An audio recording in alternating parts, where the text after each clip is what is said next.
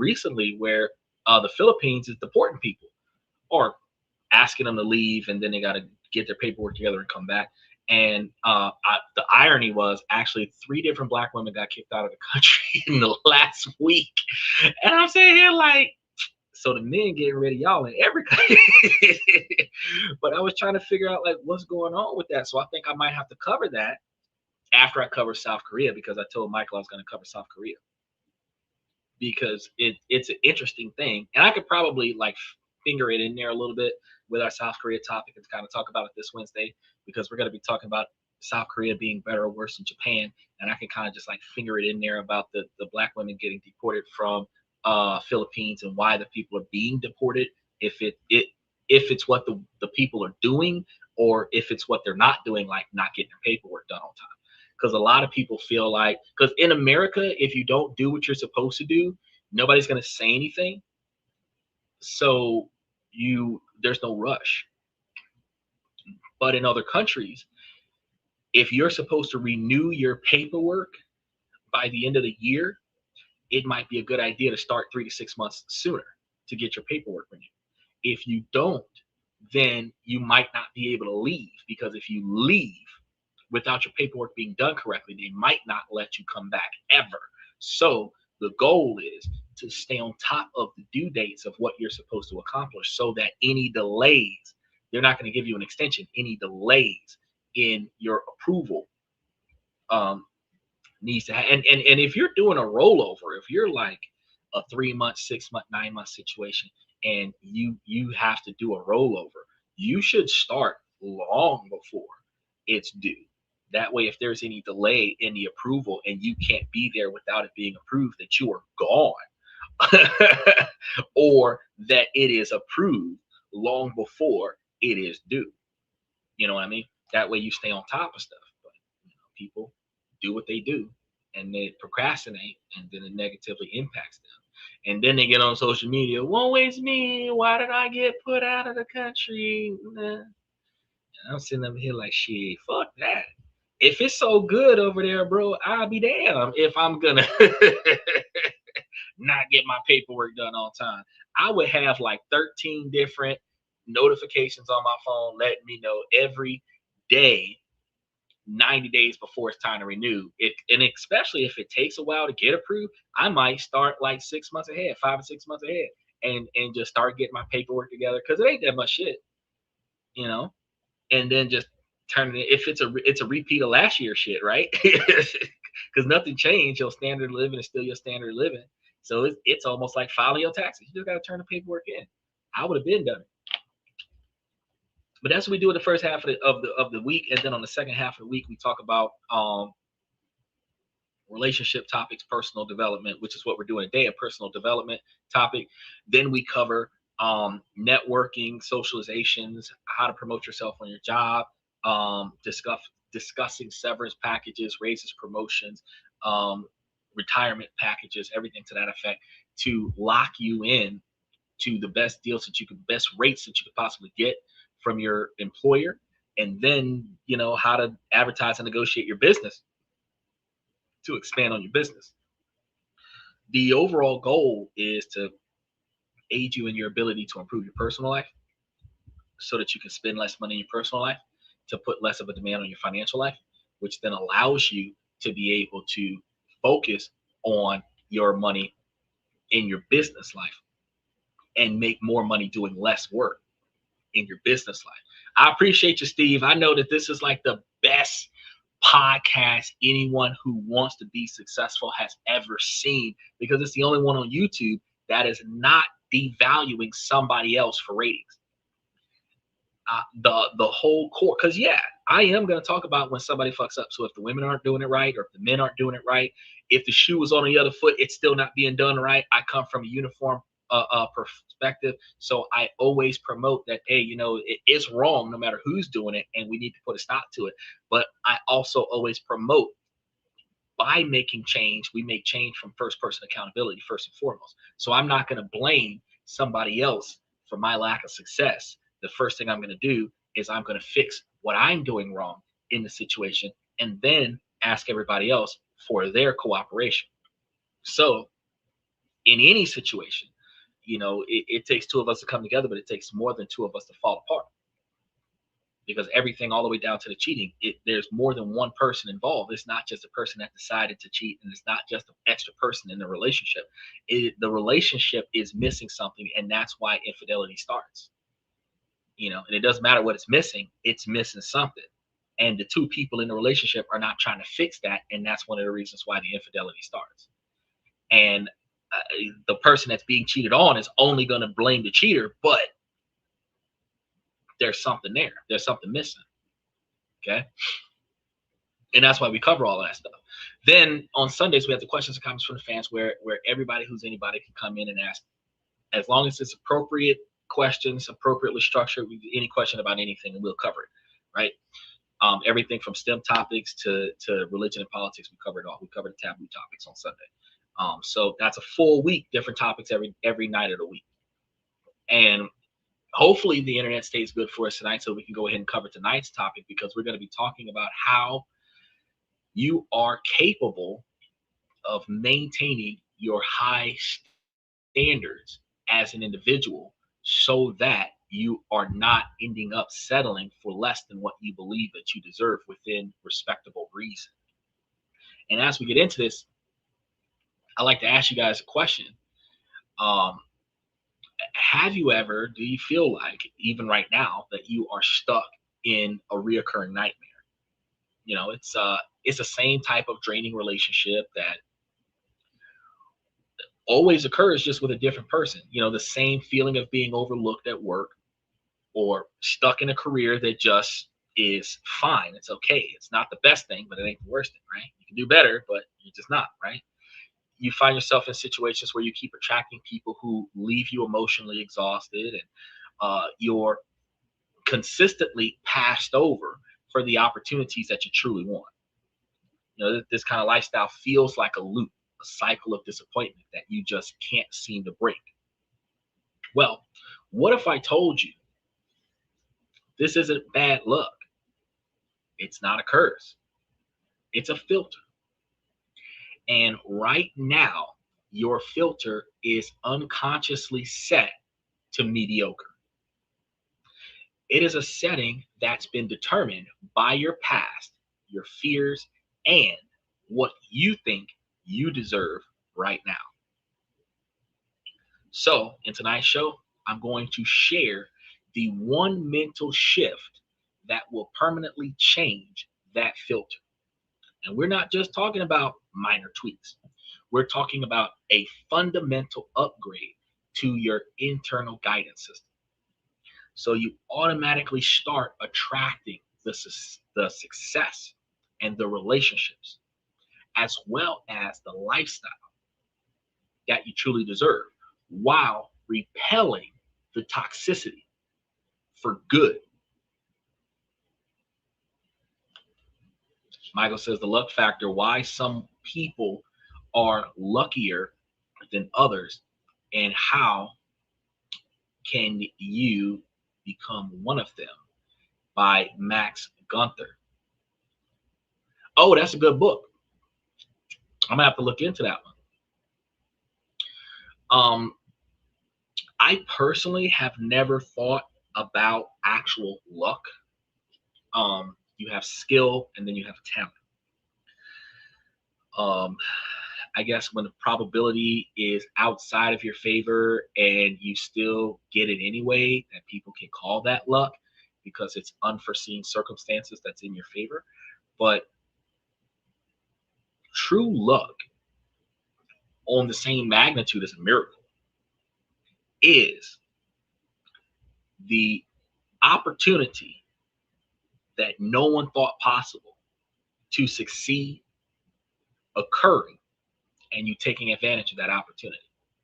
The 0.0001% probability of survival, where everyone else would have died, but you survived.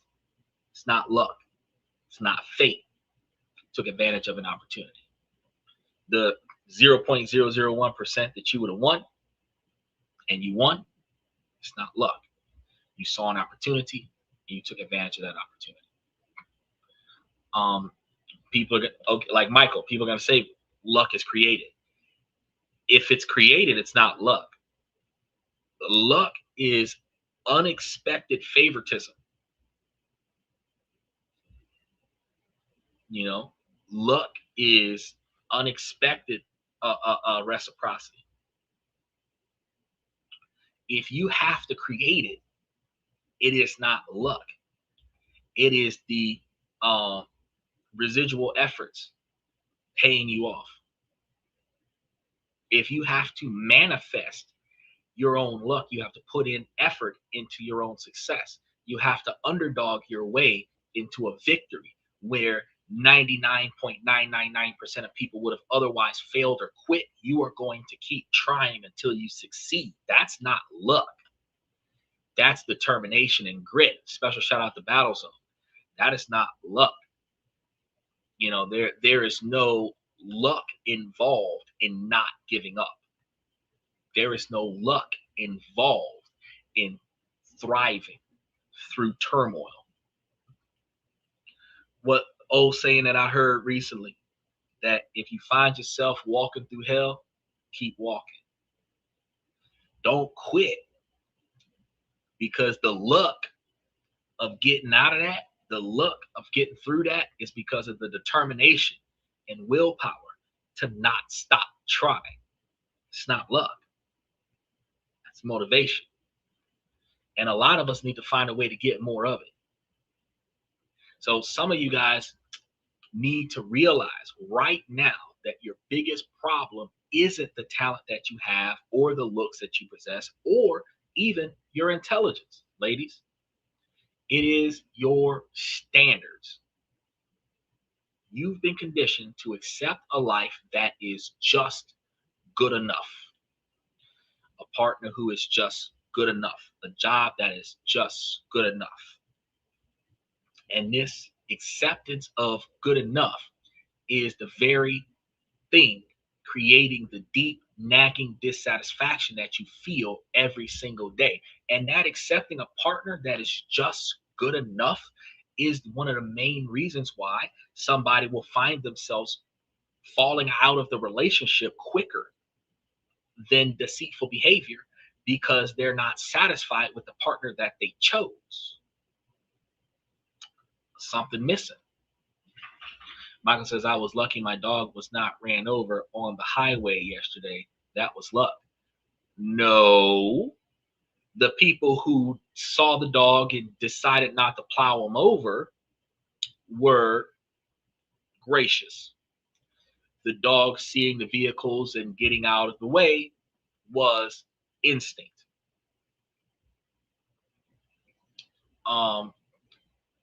It is I can't put it in the right words to show you that true luck is not possible.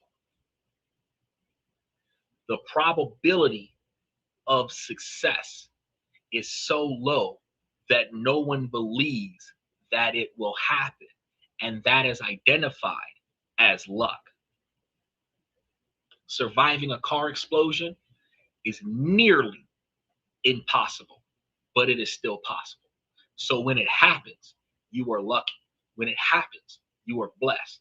Surviving a bomb explosion, it is nearly impossible. But if you survive it, you are lucky. If you survive it, it's a miracle.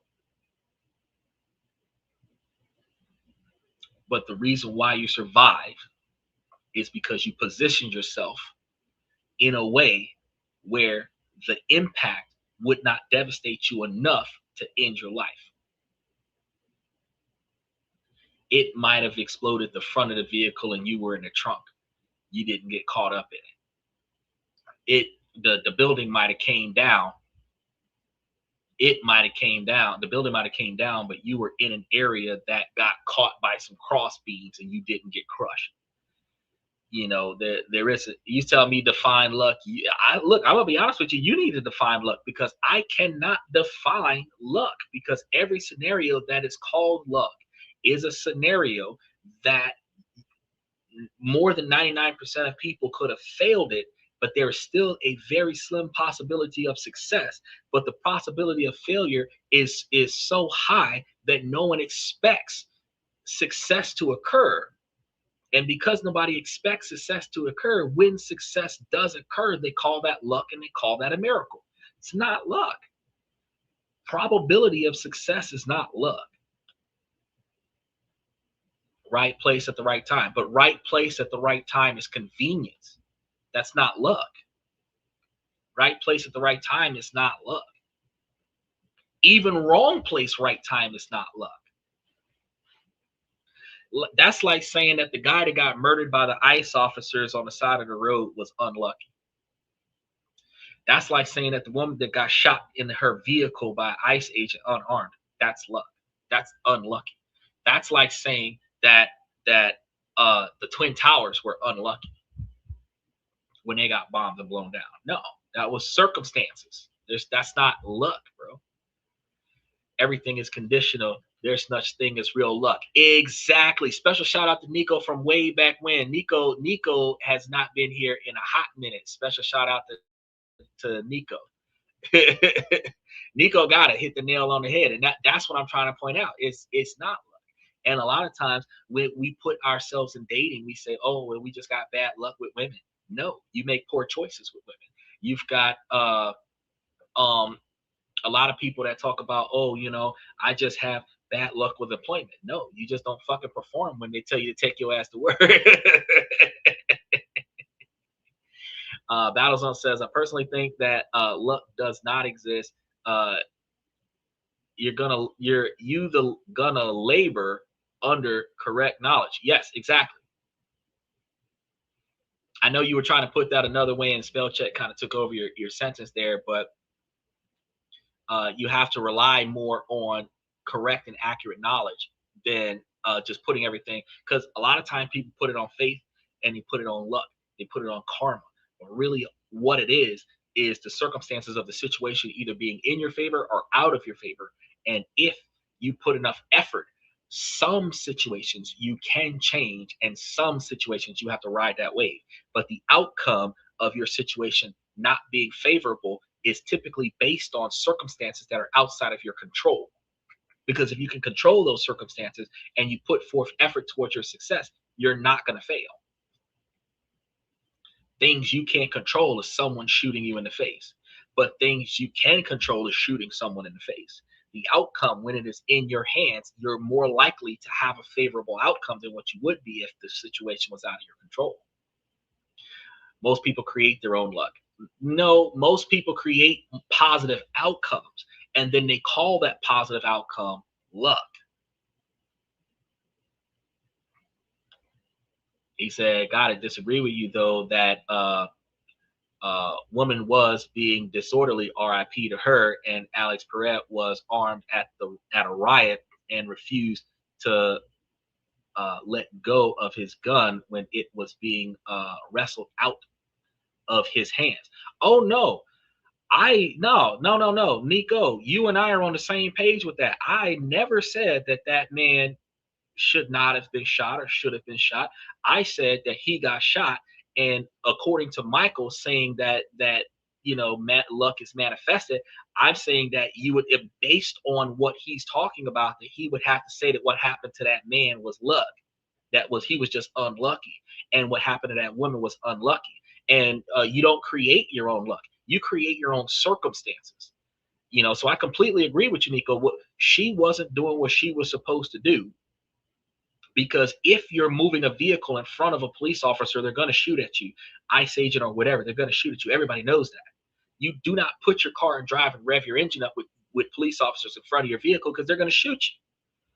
So when you do that, you are asking to get shot. Whether or not it should have happened to her, not my control. I don't think she should have been shot for that situation, but I also don't think she should have moved her vehicle. She should have got out of the vehicle. And whatever happens after that, she's not in the vehicle. The man, I heard a gunshot, and when I heard the gunshot, I did not see any police officers or ICE agents with guns drawn. I didn't know where the gunshot came from, but all of the other police officers or ICE agents responded to the shot fired.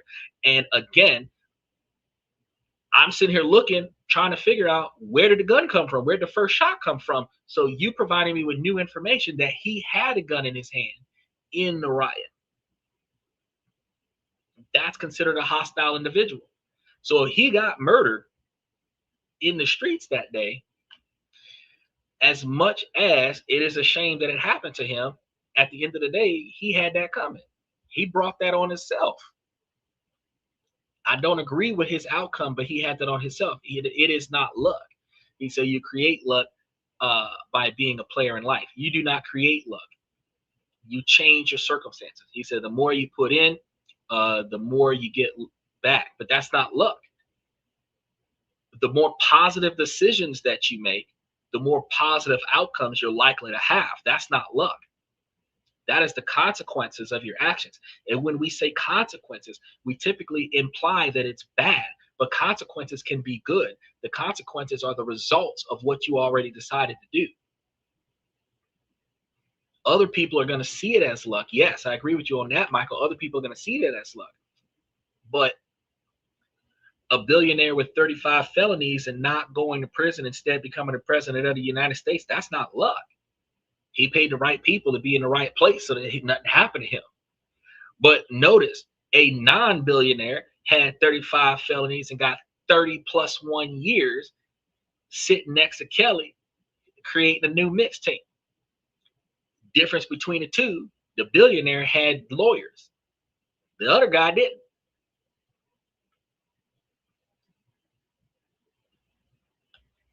We can create our own circumstances.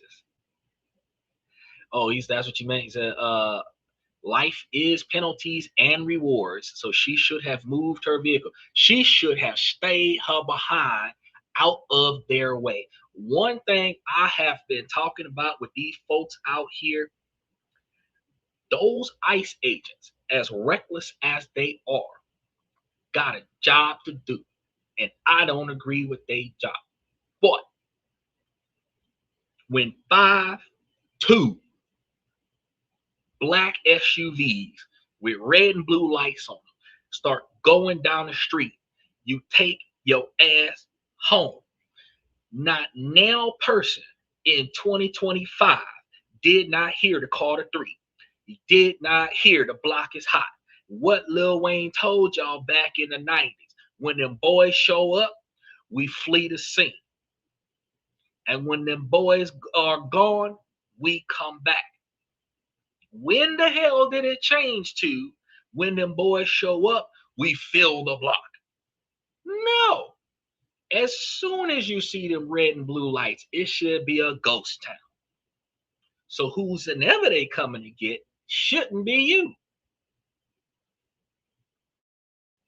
So if you in a position where you was at your house, now that these boys is in your neighborhood, you outside your house, you asking to get your ass whooped. So I don't like what's going on right now, but I'm gonna tell you right now, let somebody get snatched up in my backyard. Let them get snatched up in my backyard. Because you know what I'm gonna do? Let them get snatched up in my backyard. Do you think I'm gonna go outside? Because here, what we got going on right now with these boys about to snatch, and that's not what we talk about for today's show, but we're gonna get on this real quick. The people that's supposed to get got by them are gonna be people who not supposed to be here. If you know let's really get that under control real quick. Those folks that are supposed to be deported or arrested for whatever reason, those folks are not supposed to be here or free. Now, what you got to understand is that since we was chillins, we have always been taught and told, do not harbor a fugitive. Anybody that federal agents are looking for is a fugitive.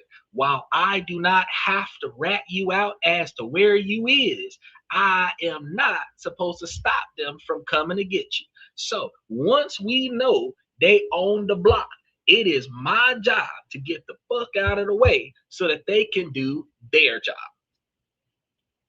I'm finding out these folks is out here rioting, blocking up the roads and everything to that effect. That is obstruction. Their job is to come out there and make sure that everybody on the block is an American citizen. I don't like the way they do what they do, but let's think about this real quick. If they need to verify you are an American citizen, you are out there protesting without your American identification card, they cannot verify you're an American citizen, or you're refusing to identify yourself as an American citizen by showing the mandatory ID card that has the star on it, or a US passport that verifies that you're a US citizen. You are not proving to them that you are an American citizen before you start talking shit to them. So their job is anybody that can't be proven to be a citizen gets swept up. Not a motherfucker get swept up. But if you'd have stayed your ass at home, because they got specific addresses they supposed to be going to. They supposed to be knocking on doors like UPS. They're not going door to door like the Avon lady. They got specific addresses they're going to, and you are interfering with their mode of travel with all this bullshit in the streets. Then you want to come back and say, oh, woe is me. I still don't agree with what they do. I still don't agree with what they do. But at the end of the day,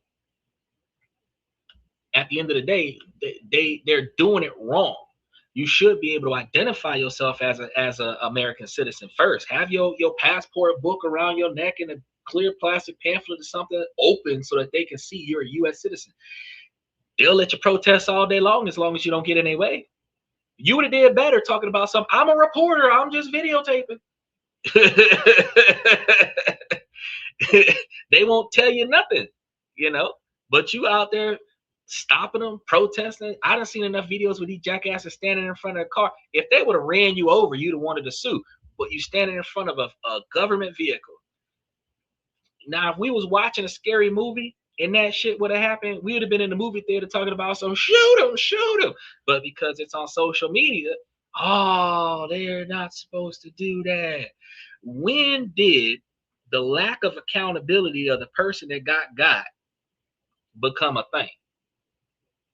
I'm not condoning what these boys are doing, but at the end of the day, we are not supposed to be in a society where the person that got their ass whooped is not responsible partially for getting their ass whooped. I'm just being serious, because I know that everybody watching the show today didn't get shot. Nobody watching the show today even got pulled over by a police officer or an ICE agent. You know what I mean?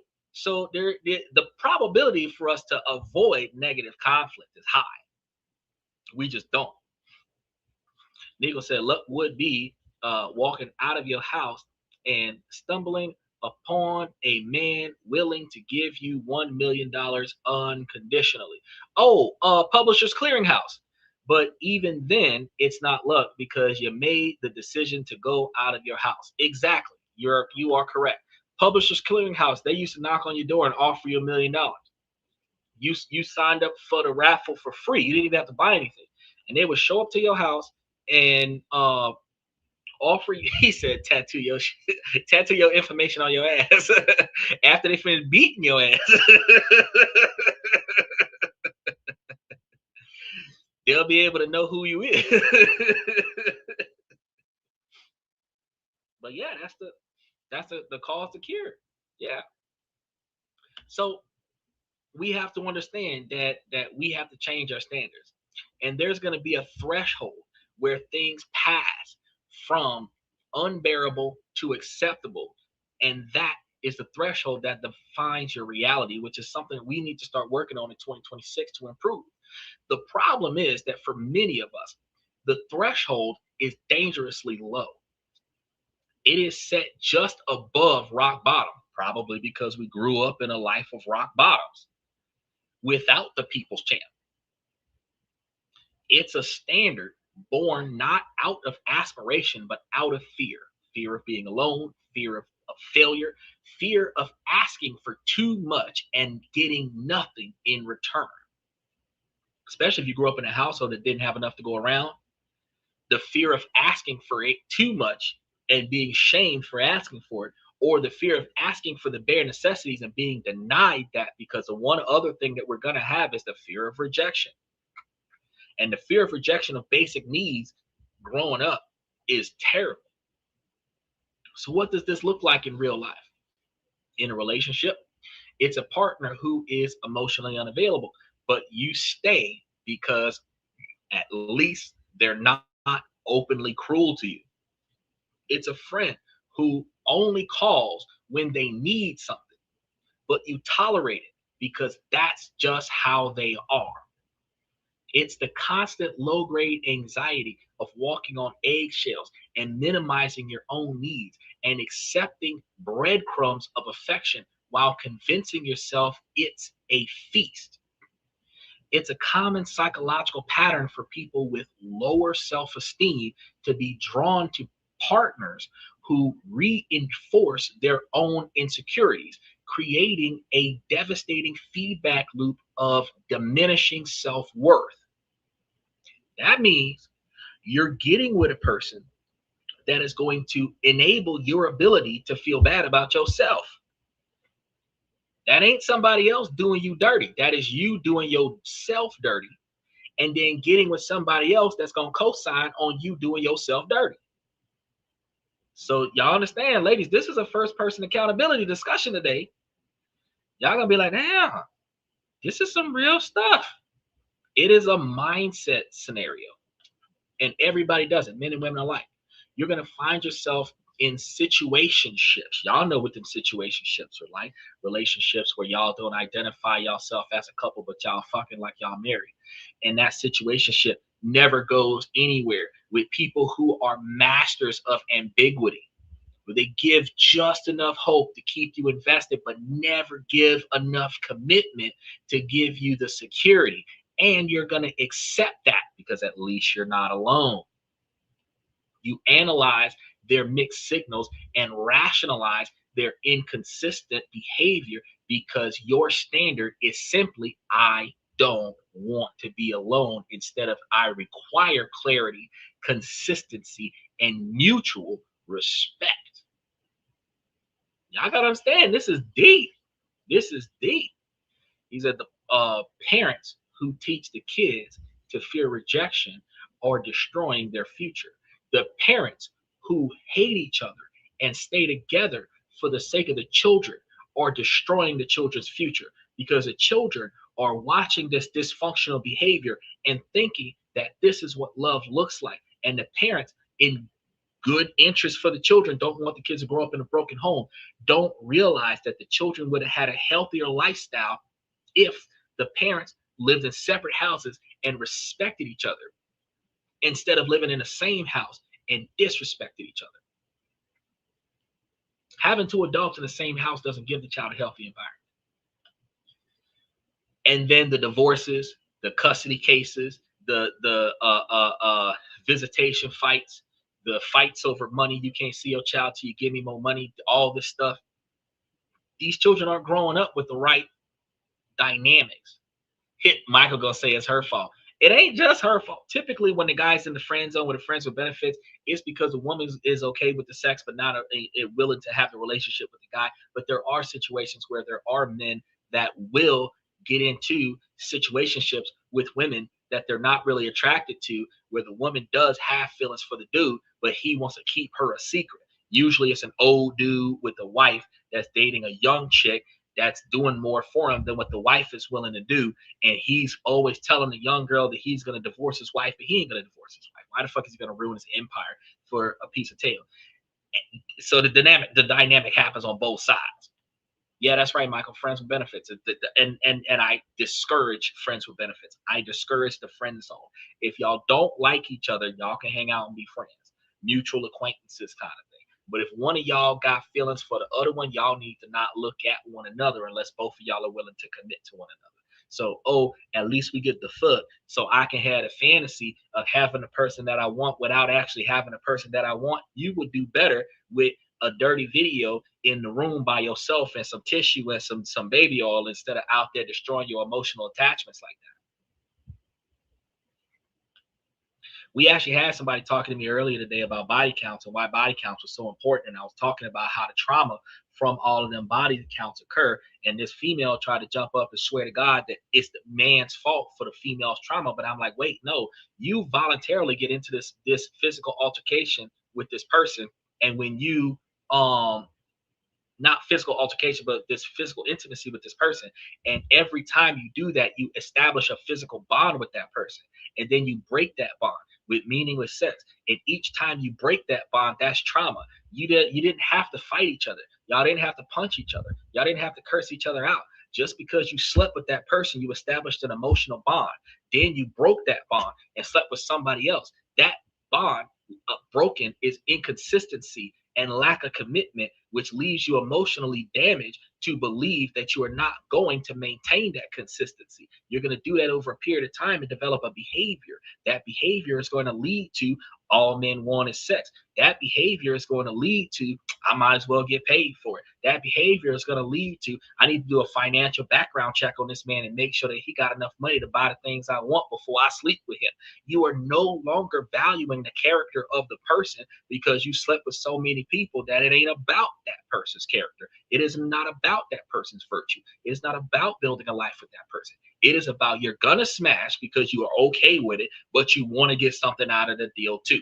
That comes from repetitive, just throwing away something that is supposed to be cherished, right? It's trauma that we do to ourselves. He said milking a cow. I never understood the parent who uses the kids to punish the other parent. It's horrible, but they do it. So the thing is that it doesn't matter if it's a man or a woman. They don't think about how it affects the child. What they think about is, I want you to suffer, or I don't want you to benefit. And that's all there is to it.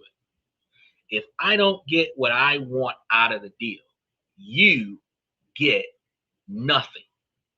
The relationship between the father and the child, that's exactly right, Michael, leverage. The relationship between the father and the child typically hinges, and this usually happens to men more than women, but it's the same thing with women. The relationship between the parent and the child is conditional to the parent that has primary custody. And when the parent with primary custody does not want the parent that does not have primary custody to have the court ordered or mutually agreed upon contact time, that parent that is kicked out is alienated, and that child's relationship with that parent is destroyed. And then that child's upbringing is compromised. And then that child's ability to function as an adult is compromised. And that person, we've already talked about it on the show over the past 3 weeks, will start finding relationships similar to the relationships that they're used to seeing when they were a kid. So mom and dad not letting each other have the child is going to be the same type of destructive relationship they're going to seek out because they're familiar with it. So their trauma from their childhood is going to have them complex PTSD, jump into a relationship with somebody that they're going to end up having a baby for, not get along with, part ways, and you better pay child support. You can't come see your kid, all of this, that, and the other, because that's how they grew up. And it doesn't matter if it's a man or a woman, it's going to be the same dynamic. They grew up in chaos. As an adult, they're going to seek chaos. Then they're going to feel like, oh, but I love this person, chaos. And then they're going to keep breaking up with the person because they can't handle the chaos. And each breakup traumatizes them even more. Then they're afraid to get into a relationship because they don't want the chaos. Then they don't feel like they're worthy of a relationship because they can't deal with the breakups. Then they don't want to seek a new partner. Then they become isolated in their own shells. Now I'm single by choice. No, you're just tired of the bullshit, but you don't know how to fix it because you're attracted to chaos. That's not my type, because that's not chaos. Started in your childhood. Didn't know and can't fix it. It's crazy. It's crazy. So in order for us to break the cycle, we got to stop treating each other like shit as adults in front of the children. Then we got to teach the children not to treat each other like shit. Then when the children become adults, we got to continue to tell the children don't treat each other like shit. We got to be the grandparents that used to tell us how to behave. We got to be those grandparents that tell the kids how to behave, because we like 3 generations removed from bullshit and we have not yet learned from it. He said, answer. Someone needs to break the cycle. Here on This and That, where we talk about this, that, and everything in between. I have dedicated myself to breaking the cycle by teaching everybody who watch this show what we can do to break the cycle. You can break the cycle in your life, break the cycle with your network, break the cycle with the kids in your life, and break the cycle with the kids in your network, so that the next generation don't got to go through the bullshit we going through, so that our grandkids will have a healthy environment. So we realize in your career that good enough loop is just as insidious. It's staying in a job that pays the bills but slowly crushes your soul. Not enough to help you move up in the world, but just enough to keep you from being homeless, right? It's the delivering work that meets requirements but doesn't reflect your true potential. You know, I don't like this job, but it pays the bills, right? It gets the job done, right? You know that you're capable of more, but you've settled. You're only doing enough to keep from being fired, but you're not doing enough to get promoted. You see others getting promoted around you, launching exciting projects and building careers that feel meaningful, and a voice inside whispers, why not me? I'm trying to tell y'all, this is some serious shit. Is how many people get programmed in childhood and never get out of it? That's like 97% of the population, sir. The largest majority of the population are conditioned from their childhood. And we typically don't. Okay, so here's another thing we got to think about real quick. In modern society, you are still a child until you're 26. When you are no longer covered under your parents' tax returns for your college, when you're no longer covered under your parents' health insurance, that's when you are an adult. And that's about 26 years old right now. When you have parents that will pay for you, they stop paying for you when you're almost 30. You are making financial decisions that are not in line with your success. And you don't start getting your finances together until you're in your 30s. You don't start making good decisions until you're in your 30s. The most of the people on this podcast, besides Nico, are right now over the age of 35, and y'all are sitting here watching the whole way through. The ones that are under the age of 18, the ones from 18 to 25 are scrolling past. You know what I mean? But those of y'all that have been through the school of hard knocks for the last 10 years, and y'all that came up on this podcast like, oh shit, finally somebody talking about how to do better, instead of just bitching about how the world sucks. Y'all are going to stay here and y'all going to listen to this because y'all going to be like, damn, I can use that. I can benefit from that. Right?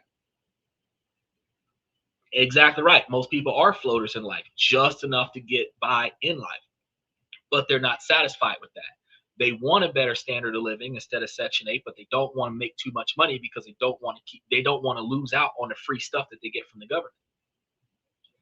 You got people that want to get promotions and make better, and I'm just about to talk about that, make better money on their job, but they don't want to do the extra work. They don't want to put in the extra hours.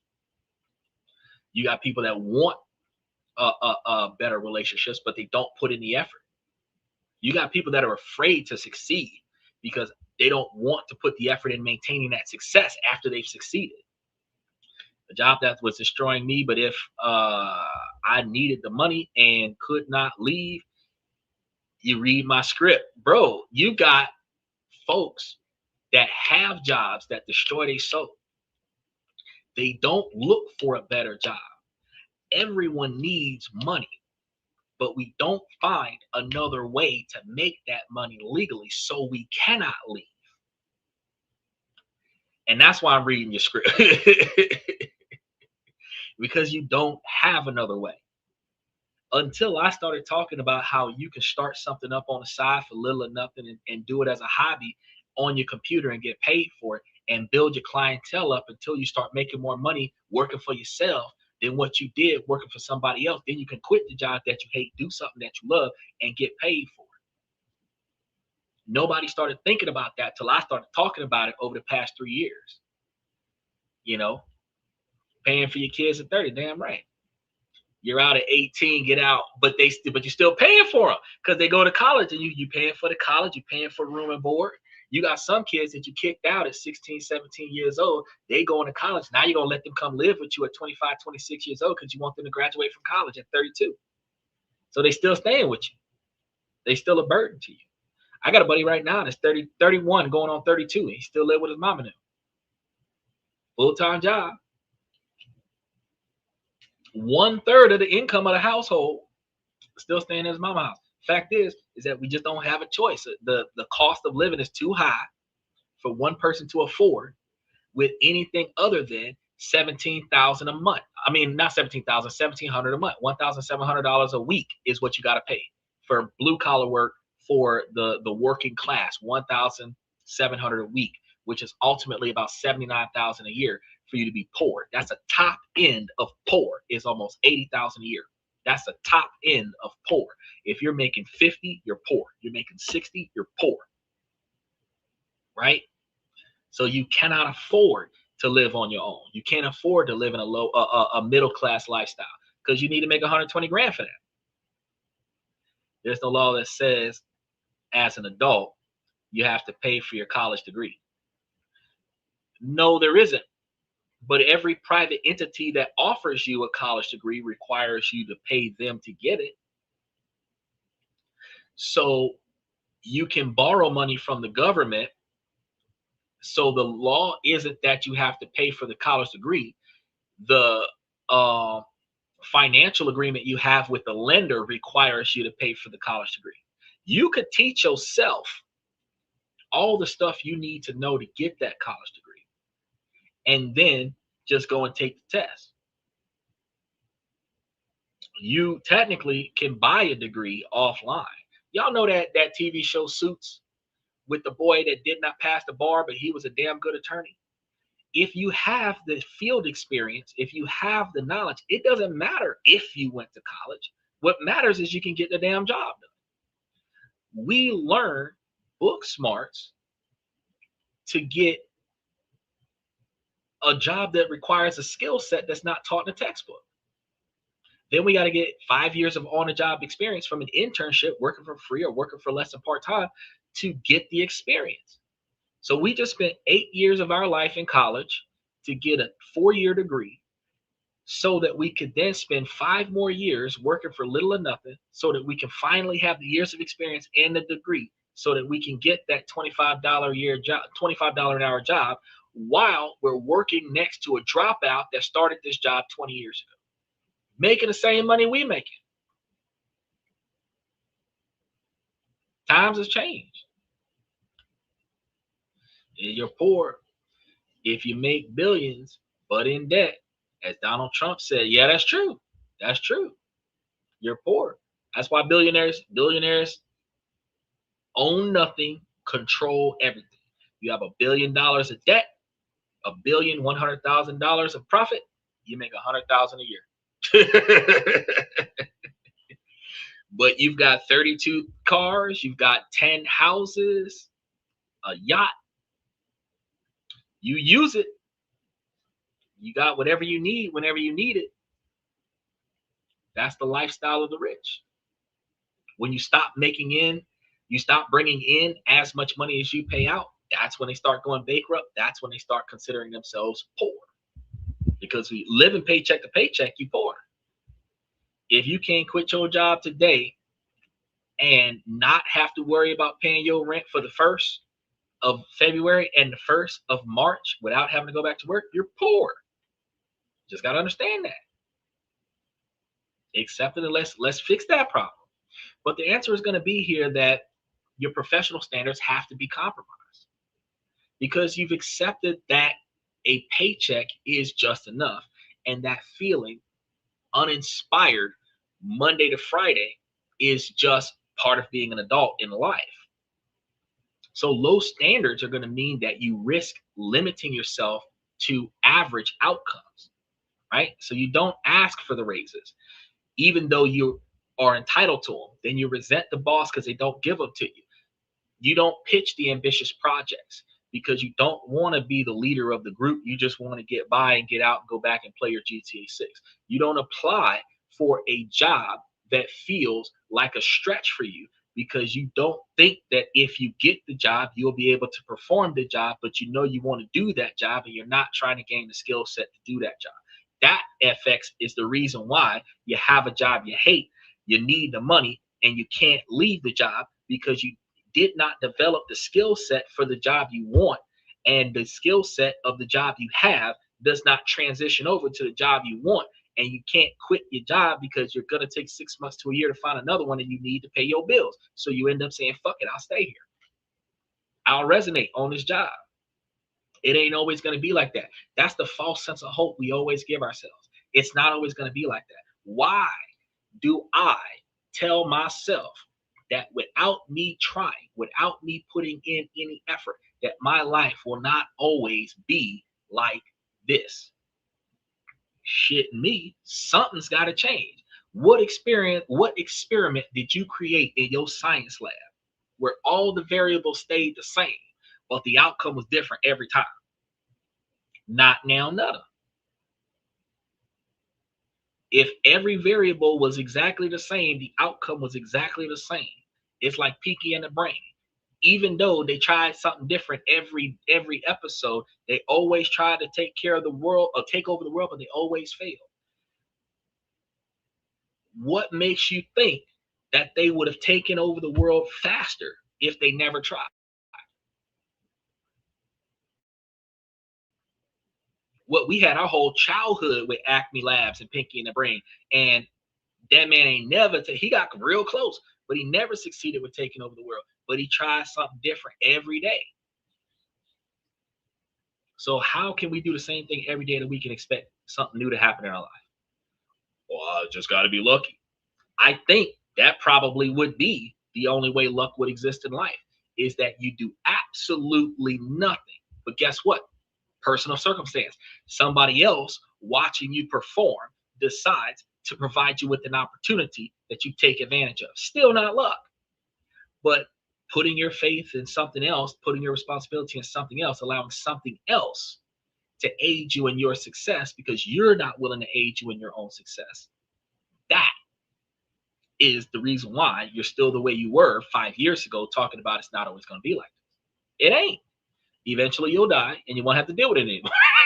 But until you do, you have to put in effort to change your dynamics in order for it to get better. He said pawns in life to be used and thrown away. Yeah. You're going to find yourself in a standard position thinking, I will do work I am proud of. But that's not your mentality yet.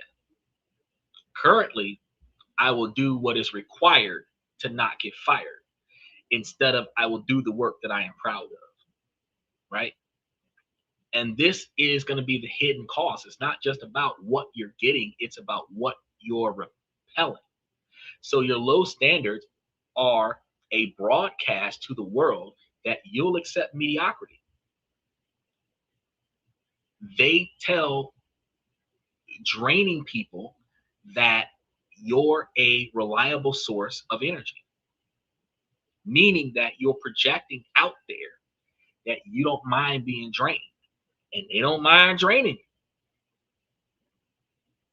This behavior tells uninspiring employers that you'll trade your time for a mediocre salary and zero fulfillment, where you are unconsciously filtering out the very people and opportunities that could elevate your life. Civilization ended when the handkerchief went away. Special shout out to Odin. The handkerchief is still out there, bro. It's just that don't nobody use it no more. It's still out there. I got a bunch of them. I throw them up in the air and ready for the fight.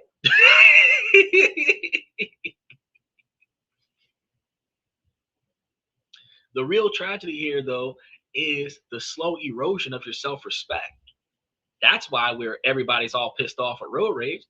Every time that you accept treatment that is less than you deserve or hand in work that isn't your best, you cast a vote against yourself and you send a subconscious message that you aren't worthy of more. Over time, this creates profound self doubt and helplessness, making you believe this loop is all you're destined to get. But it's not, it's a metaphor. I mean, yeah, I understand that, but but I don't just let it drop. I throw it in the air, get ready for the fight. You know, because I don't know, no. You might not have remembered this back in the day. Uh, when it hit the ground, we go on the blows.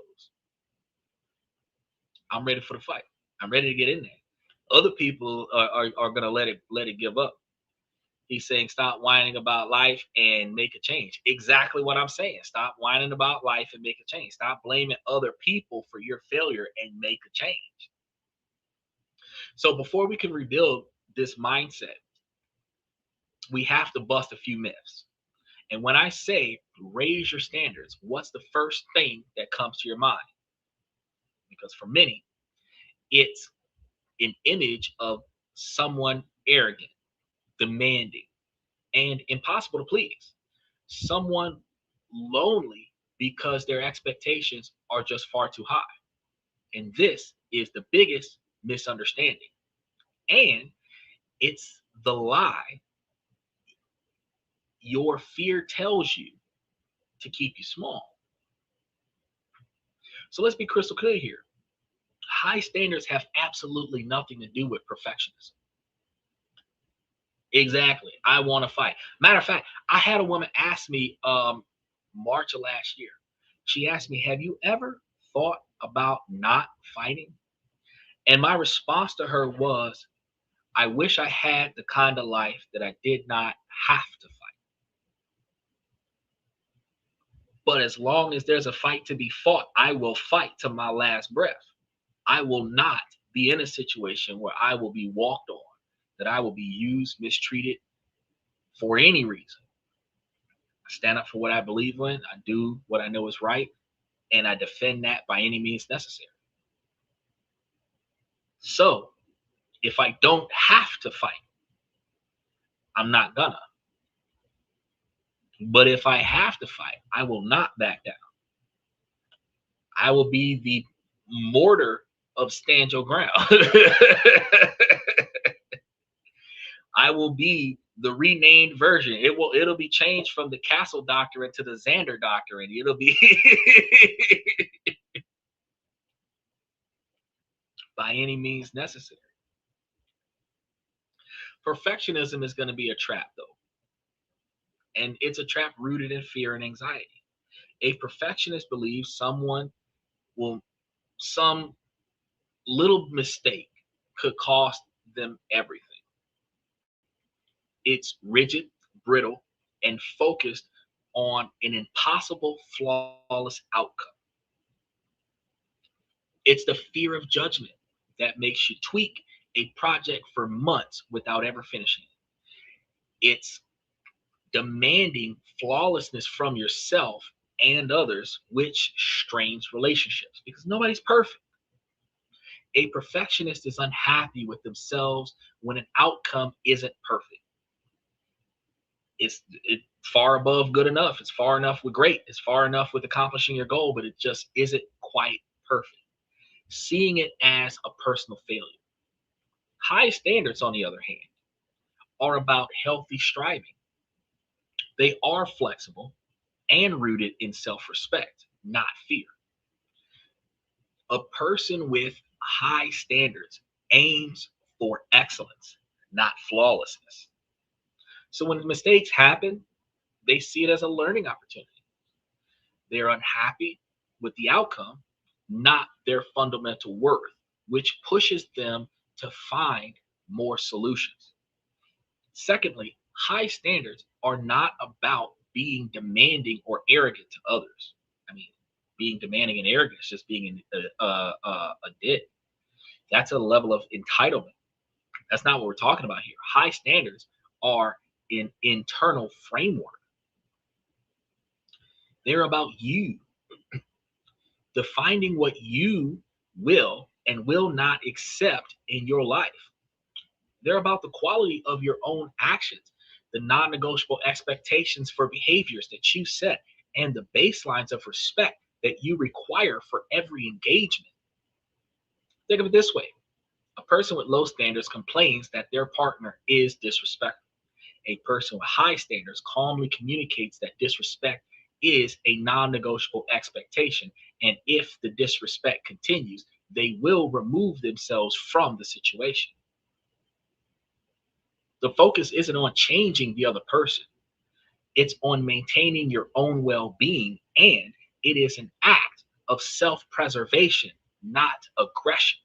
So this isn't a situation where you out there with the baseball bat and the spray paint, misspelling bitch as you take a baseball to the mirrors and bust the windshield and slash all the tires. It's not about that.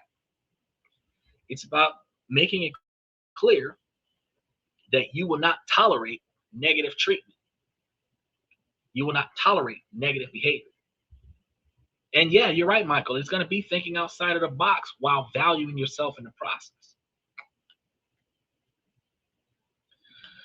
Finally, high standards don't guarantee a life without problems. We're still going to have problems, but high standards change the quality of your problems. So instead of the draining drama of disrespectful relationships, you might face a challenge of finding a partner who aligns with your values. Instead of the where you're going to remain single until you find the right partner, instead of getting in a bunch of traumatizing relationships with people that you knew wasn't good enough to begin with.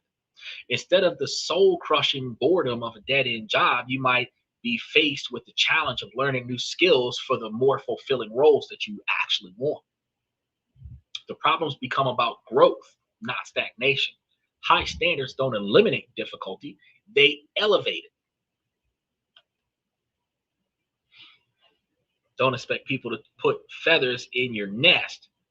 Make your life comfortable. Good metaphor. Don't wait for somebody else to save you. What they say about the airplane, put the mask on yourself before the next person. You cannot help anybody else if you don't have enough resources to help yourself.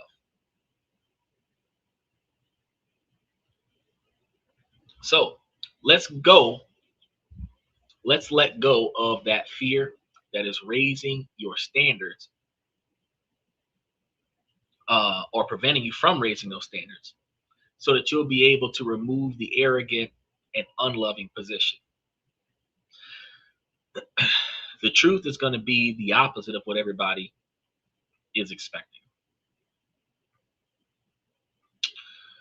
Because the truth is, it's going to make you more respectable towards yourself and other people. It's going to make you more secure in every situation that you're in. It's going to allow you to be more confident than other people would expect you to be. And a person guided by their own internal compass is a person more likely to be successful in every situation.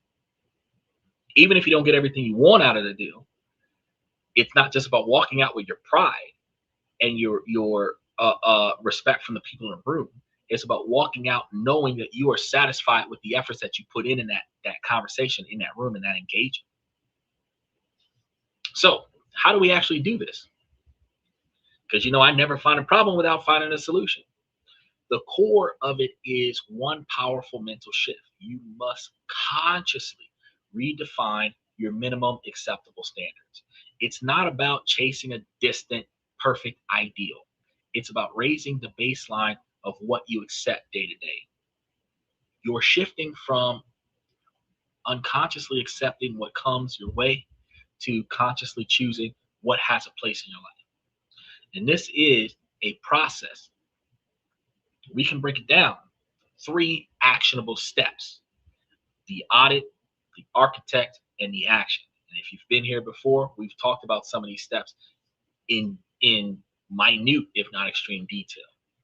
So you cannot build a new house on a shaky foundation. So first, you have to inspect the one you've got.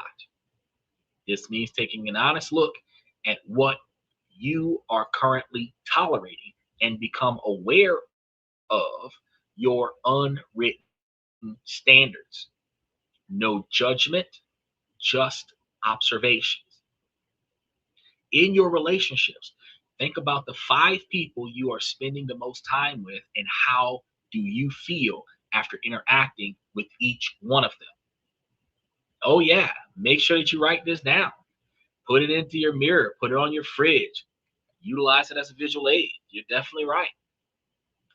When you make that list of the 5 people that you spend the most time with, because they say that you are defined by the 5 people you spend the most time with in your life. So you need to look at the top 5 people you spend the most time with. Are they energy drainers or are they energizers?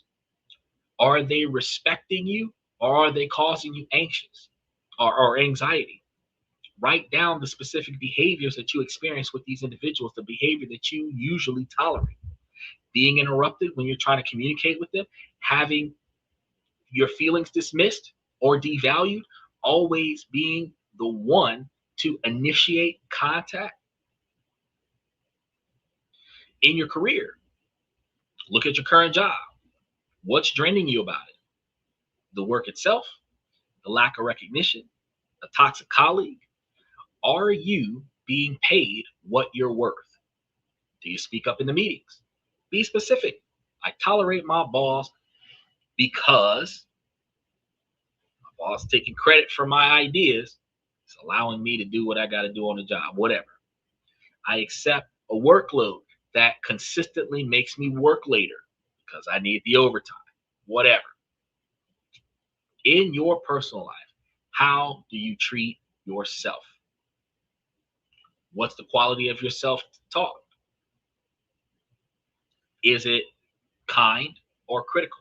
Self-talk is how you talk to yourself, how you address yourself when you go through stuff or when you resolve some stuff.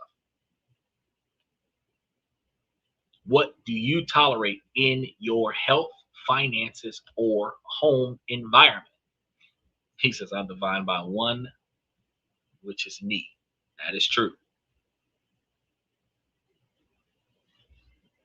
For example, I tolerate being constantly sleep deprived, or I tolerate a cluttered home that makes me feel stressed. This audit isn't meant to make you feel bad. It is meant to empower you. And this is going to happen before you start addressing the picture. This is the before picture. The data that proves a change is necessary is what you're calculating with all of this information. And ironically, by venting, getting this off your chest, you actually start giving yourself an era of relief. But now you're going to get to be the architect of your new reality.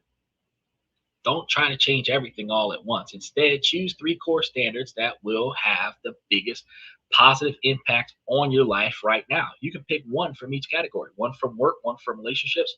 You could pick from a lot of different ways, but you want to write them as positives. These positive I statements aren't rules for others to follow. They are principles for you to follow. For example, your relationship standards. I only engage in relationships, either platonic or romantic, built on mutual respect, honesty, and kindness. That means if you're in a relationship that doesn't meet those standards, you remove yourself from that relationship before you are overly emotionally invested or financially invested in it. Baby steps. That's right, Michael. In your career, I only perform work that I am proud to put my name on, and I take ownership of my professional growth. Personal standards. I cultivate inner and outer environments that are peaceful and orderly. Communication standards. I communicate my needs and my boundaries clearly and respectfully. I stand on my non-negotiables regardless. Notice the control is going to be with you, because the career standard isn't my boss must praise me. It is I will do work I am proud of. I don't give a fuck if anybody else like it. I am proud of that. If you're embarrassed by it to the magnitude where the best you can say about it is at least I got the job. If you got to start it with at least, you're starting with the lowest level. That you already failed yourself. He said, I gotta gotta get the gold star tonight. Yeah, you've been behaving quite well. Good job, Michael. The relationship standard isn't my partner must be perfect. It's the foundation must be respected. So if I'm not being respected, I'm out of here. When that foundation is violated, actions are going to be required. You want to write your three standards down and put them somewhere that you yourself will be able to see them every day. If you live in a house with somebody else, you might want to put it in a car that you drive primarily by yourself. You might want to put it in your side of the dresser drawers, or put it in the glove box in your car, or whatever the case. We put it in your briefcase, bring it to your job, and put it up at your job. You know, figure these things out. You can get it, use it as a poster board of expectations of performance, and put that shit on a refrigerator and tape it to the front of the TV, so while you're not at home, your people know what you expect of them. Whether it's the husband, whether it's the wife, whether it's the kids, they be looking at this like, damn, he over here talking about if he don't get respect, he getting a divorce. I better start respecting him.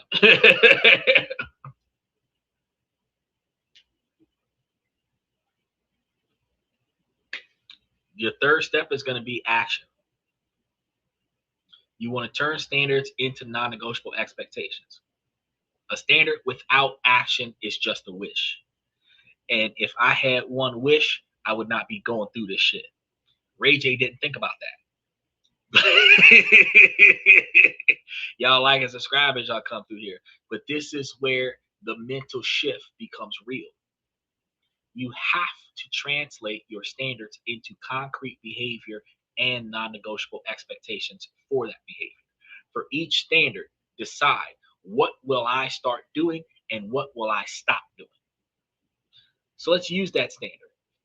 I only engage in relationships built on foundation of mutual respect. What you'll start doing is you'll start articulating your feelings when you feel disrespected using I statements like, I feel hurt when I'm interrupted. You'll spend more time with people who make you feel seen. So people who disrespect you, you spend less time with them. You don't have an argument with them. You don't have a fallout anywhere. When you leave and then they try to hit you up, you're not going to ghost them, but you don't have time. They want to hang out. I'm sorry, I got something to do. What is it? It's something important.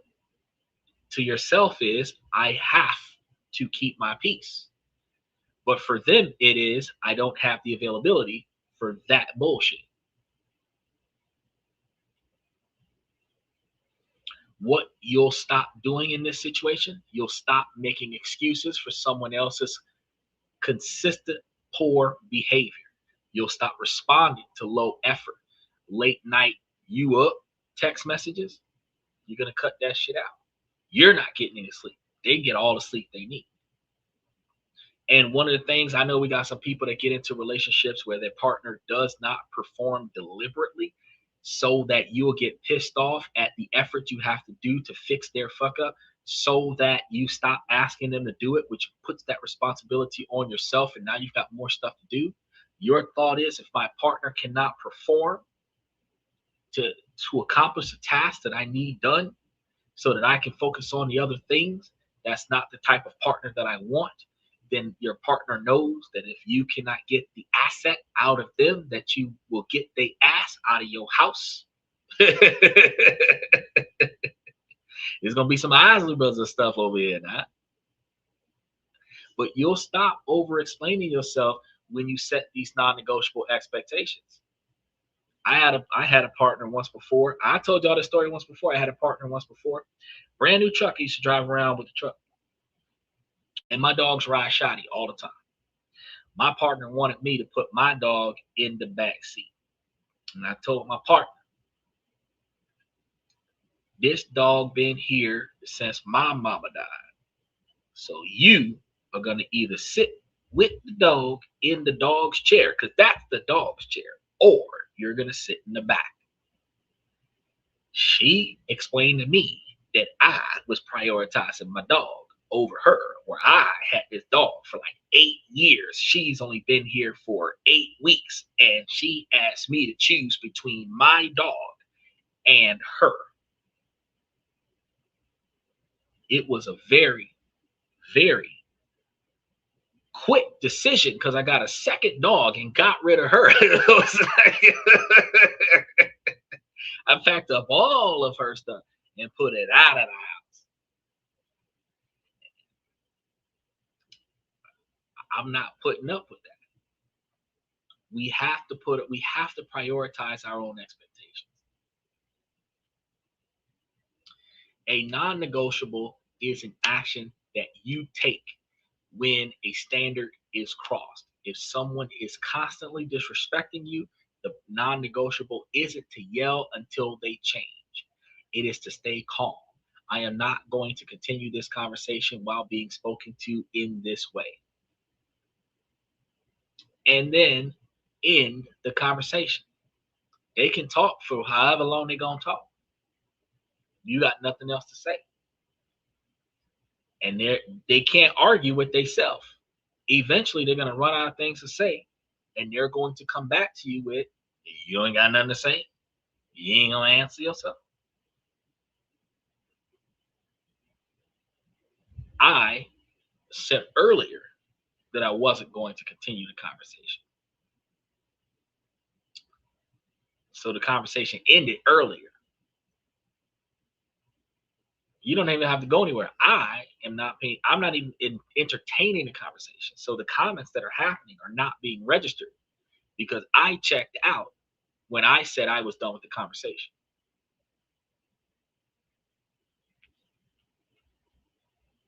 That's it. I'm not ghosting you. I'm not going to emotionally shut down. I'm not going to push you away or anything to that, but I'm not going to entertain this negative conversation either. Your non-negotiables protect your standards. And this will feel uncomfortable at first. Your system is used to tolerating the unacceptable behaviors. Your fear will tell you that you're being too harsh on them, and this will withdraw you from the drug of good enough. While you're battling the two demons on your shoulder, you have to hold the line. Every time you enforce a non-negotiable, you build the muscle of self-respect. And it gets easier every single time. Every time I block a troll, it gets easier to block them faster. Once you begin this process, something magical is going to happen. It is the results of your efforts, but it's going to feel spectacular. Your social and romantic realities start to recognize itself around your new baseline. This is the filter in the action. Think of it like a radio frequency. When you're operated with low standards, you were tuned to the frequency of drama and disrespect. The only stations you could pick up were people broadcasting on the same frequency. It's not that good. Respectful people don't exist, right? You just weren't tuned to their signal. A healthy person is often uncomfortable in an unhealthy dynamic.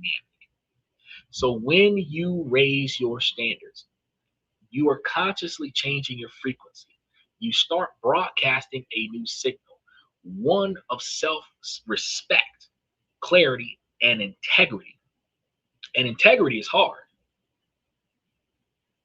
Two things are going to happen as a result of this. First thing, you're going to begin to repel people who thrive in low standard dynamics. You start putting on suits, and the thug girls that want a thug guy don't find you attractive anymore. You're not looking for a thug. You're looking for a wife. You're not looking for a triple OG double. You're looking for a mother figure. I had a buddy of mine tell me that if you're trying to talk to a chick and she's not attracted to you, you change your outfit and come back and talk to that chick. I am not going to be a chameleon. If I walked up and whatever the fuck I walked up in and I was turned down, then I will keep going. Matter of fact, if I pulled up and I did not like the mannerisms and not even what was said, the look on the face, the distance from the body language, because you can see somebody ain't interested in you, they face all curl up and stuff, and they with the dodging you, they trying to move back and they keep stepping away from you and they start shelling up in arms and everything like that. This behavior happens. They don't gotta say nothing. You can see their body start moving in a defensive position. I won't even stop and talk to them. I keep on going because I don't want that in my life. I'm not gonna come over there and reassure you that you in a good spot with me, because you clearly don't want to be in a good spot with me. I'm gonna keep on pushing. But when you don't hold your standard, you're begging for acceptance. Now you have to interview like America's Got Talent for that acceptance, for a person that as a man you would dedicate your life to support. Why the hell am I exhausting my resources to prove to somebody I don't know that I like that I am worthy of them when they have not proven that they're worthy of me? What the hell am I doing? That is not the dynamic that anybody should have in their mentality. I need to find out what you're offering after I find out what you're looking for. Because what you're offering got nothing to do with me until I commit to you. What you expect me to do is what I need to be paying attention to so that I can decide if I want to commit to that. The manipulator can't find a foothold in a situation like this. The emotional vampire strives. Well, they're going to starve because you no longer offer up any energy for them to feed off of. They strive off the chaos. The non-committal partner fades away because your new standards for clarity makes their ambiguity impossible. I tried talking to somebody on social media before, and they were sitting over there talking to me about everything under the sun except for what makes the relationship tick. Then when I said, hey, let's do a video call. Oh, I prefer to text here. I made it clear. I will phase out of this communication if I'm not being able to make either physical contact, meaning I meet you in person, or at least visual contact. We have to start establishing ourselves in a video contact. If not, I'm checking out. I'm not going to stay in this scenario. I'm not even going to get emotionally involved until we start in-person interacting. It is what it is.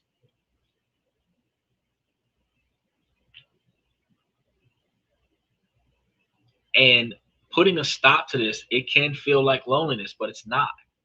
It's a detoxification. You are clearing out dead wood to make space for new growth. This emptiness is a space of peace, something that you're probably not used to because you fill your life with chaos. The second thing is that you start attracting a completely different kind of person. People that with high self-esteem are naturally drawn to partners who reflect their own self-worth. So your clear non-negotiables become attractive to secure people. Your honesty becomes a beacon for people tired of games. People tired of games have chosen chaos for so long that they're tired of chaos. Now they come nice guys finish last scenario. Your self-respect signals that you are a safe person, not a project to be fixed. While you do want a person that you can grow with, you would prefer to have a person that can sustain themselves, not be rebuilt by you. And I once had a client that was stuck in a cycle of dating, potential projects, charming, but deeply inconsistent. She poured her energy into fixing them, believing her love could heal them. Her standard was, I'm worthy if I can earn someone's love. We worked together and she adopted a new standard. I require a partner, not a project. The first few months were hard. She had to say no to several men, more than what she already says no. She had to fight her old patterns of behavior, start looking for something different. She felt lonely for a while, but she held the line. And then she met a man through a hiking route, and he was kind of straightforward and consistent. When he got busy at work, he didn't disappear. He communicated. He told her, I'm a bit underwater right now, so I might be less available, but I'm still very interested in getting to know you. This was revolutionary.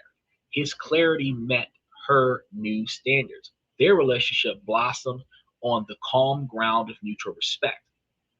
He wasn't attracted to her because she was a fixer. He was attracted to her because she was whole. A lot of us find ourselves attracted to damaged people because if we fix their problem, we become their saving grace, and they will dedicate their loyalty to us because we are their saving grace.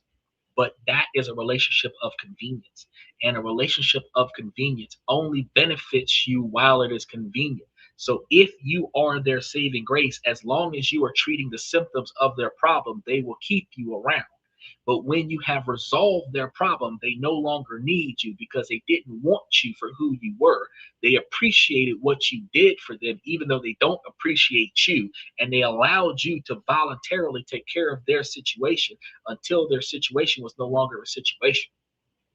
And that is not the fault of the person that's benefiting from it. You volunteered it. Okay? This is what happens. So your new standards would act as an automatic filter from this. You no longer have to waste years trying to figure out if someone is good for you. Your standard does the vetting for you. This same filtering mechanism applies to your career. Mediocrity at work isn't just a bad economy. You're not dealing with just a bad economy or a tough boss. It is often a direct result of the standards you set for yourself in your own performance. Operating with low standards broadcasts complacency. It looks like doing the bare minimum, not proofreading your work and staying silent in meetings. It is accepting a salary you know is below market rate without ever negotiating it because you don't have to do as much because you don't get paid as much. This signals your manager that you're a reliable cog, but not a future leader. You are attracting more of the same, more routine work, more cost of living raises or below cost of living raises, and more feeling like a faceless employee. Now, let's flip it. Imagine you set up new professional standards. I take ownership of my career and produce work that reflects my true capabilities. This isn't about working 80 hours a week or burning out. It's about intentions and quality. It's taking 5 extra minutes to double check your report. It's proactively thinking about what your team needs. It's shifting from being a passive employee to an active driver of your own success. When you embody this, your filter changes. You start emitting a new signal, one of excellence, reliability, and ambition. And this signal attracts different outcomes. Your manager sees you as someone to be trusted with more responsibility. So when a high visibility project comes up, your name comes up too.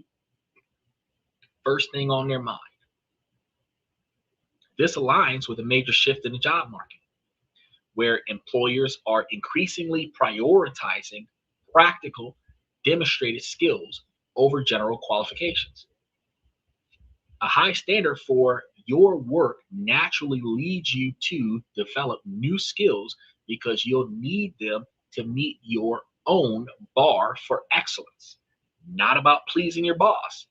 This is about pleasing yourself better. No diddy. This creates a powerful feedback loop, and it's a very powerful positive feedback loop. Good work gets you better opportunities, which requires new skills, which makes your work even better, attracting even bigger opportunities. This is how great careers are built. It's about a consistent daily commitment to a high standard that compounds over time. When I used to work in restaurants back in the day, I used to learn all of the positions. I learned all of the positions because I worked overnight. I worked overnight because they paid more money for overnight workers. Then, because I and two other people could do the job of 14 people, we had a 3-person crew overnight. And I could get a bigger raise because there's less of us overnight. Then I become an asset because if one person doesn't show up for work, I have to pick up extra days because nobody else works that shift. So this puts me in a position to make more money. It does not give me work-life balance because I'm not trying to have one. But if I wanted to have one, I would find myself as an asset in a managerial position where I can hire more staff to do the work for me on my shift. Your high standard also becomes a filter that repels stagnation. You'll become intolerant of inefficient processes. You might even realize your current company doesn't support your standard of excellence, empowering you to find another job that would. You will stop waiting for your company to manage your career and you will start actively managing it yourself. You find yourself with the opportunity to get a better job with a better company. You can take their offer, tell them you'll think about it, then to contact your first job, ask them for a raise based on the offer that you've got on the table right now. If your boss says no, you immediately call that other job and say, let's do it. That's it. I've just combed over the market. I've got an offer right now for a $2 raise. Are you willing to meet that? And if the answer is no, I could put my 2 weeks in. Plain and simple. Now, we've covered a lot from the problem to the solution. Now I want you to make this real. Pause for a moment and commit to change. Comment below with one standard you are committing to setting for yourself starting today here in 2026. It could be I will no longer respond to text messages after 10 p.m. or I'll dedicate 30 minutes each day to learning a new skill. Let's make this a collective commitment. Declare it. Make it real.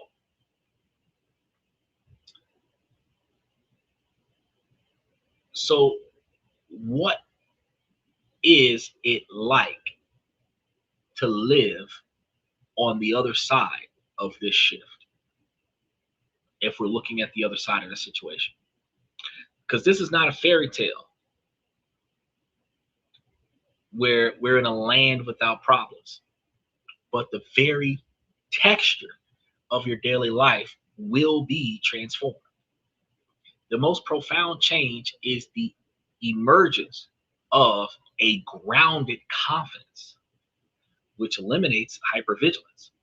And this isn't loud, arrogant confidence. It's a quiet, unshakable self-respect. You know that we were told when we were children that the most dangerous person in the room is the quietest person in the room. The loudest people in the room are all talk and no action. The quietest people in the room are contemplating multiple routes of escape, multiple opportunities of execution. The probability of their success in the situation is higher than the loudest person in the room.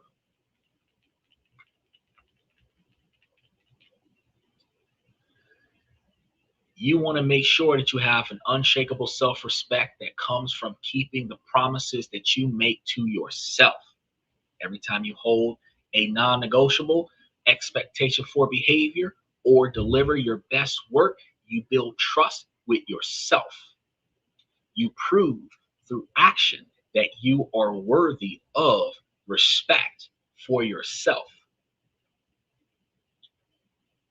This kind of self-esteem is a cornerstone of positive mental health with well-being. That still holds true in most cases.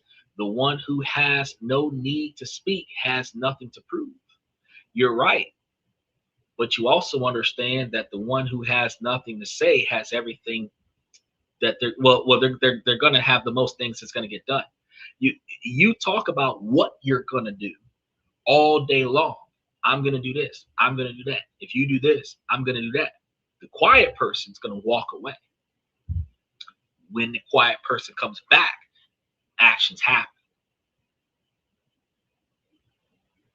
The loud people. So you have loud people who intimidate the room through boisterous comments and behaviors.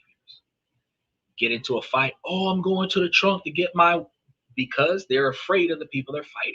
So they want to scare away the competition by threatening everybody else's security. I'll get you fired. I'll do this. I'll talk to the boss. Do you know who I am? I'm so-and-so's friend from way back when. I know your boss. But see, the dynamic here is that they are leveraging their intimidation to compile control. You've got the most control out of your situation until an authority with more control than you shows up. If you're in a disagreement with your boss and your employment is on the line, you don't want this job. So why are you fighting to keep it? Fuck this job. I actually had an employer. I moved to another city. No, actually, I didn't even move. I actually just moved my employment to another city to work for this boss. I was recognized by one of the best. I was one of 50 of the best employees. We started up a whole new store, and they only put the best in this store. And we were operating at 500% more than everyone else in the district combined. We were killing it. My boss at that time, and this was like 5 years ago, came to me and challenged my integrity. And I explained to my boss, because the way she challenged my integrity was because I come to work an hour before my shift. I stay at work an hour after my shift. I have a dedicated 10-hour shift. That means I'm 12 hours on the job already. And my boss complained to me that when I said on my way out the door, leave that for the next shift, that I was not being a team player. Well, ma'am, I'm not getting paid for the hour before my 10. I'm not getting paid for the hour after my 10. I'm giving you 2 free hours a day. And then I'm coming in on my day off to cover a schedule that you failed to meet. If I'm an hour before my shift because I'm not set up when I get here, and I stay an hour after my shift to make sure that the group behind me is set up. If I can't leave something for the next shift, then it needs to be perfect for me when I get here. We had a thorough conversation about it. I overachieve for this entire store. I trained half of your mid shift. If I will receive any kind of repercussions because I made a clear and precise comment that the workload needs to be passed over the same way it has always been passed over. It rolls over onto me.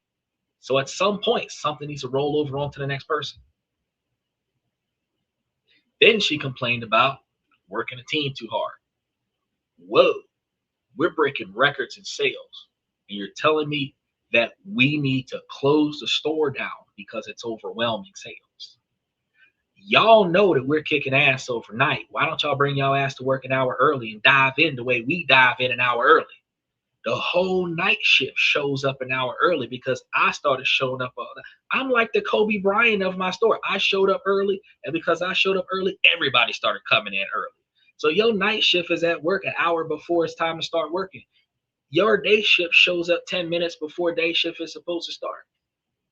And you're telling me that I changed the entire dynamic of half of your employees and you're not satisfied. I said, I tell you what, you show me a write-up and I quit. She looked at me and she was like, well, I was told by the higher ups, the ones that moved me here, go ahead and issue one. I said, I tell you what, you ain't got to worry about it. This is my last day. I walked out of that job. I dapped up my homeboys because on my way in, all my whole night shift, I dapped them up. I told them on the way to the office because they called me to the office. You don't call me to the office for shit. So when I say, hey, look, I'm about to go in this office. If the words write up come out of her mouth, I'm gone, bro. This is my last day. I am not doing this. I guarantee you, as soon as she said it, I was like, well, I did what I could. Once you broke my loyalty, I have no respect for the company, the whole company, because you were the only reason why I'm in this business. So out of all of the people that are in this building, you are the reason why I'm here. Once you break my loyalty, I am done. I left. The store closed down for 3 days. I was laughing. They were calling me, when are you coming back? I'm not coming back. I'm not coming back. And to today, I have not been back.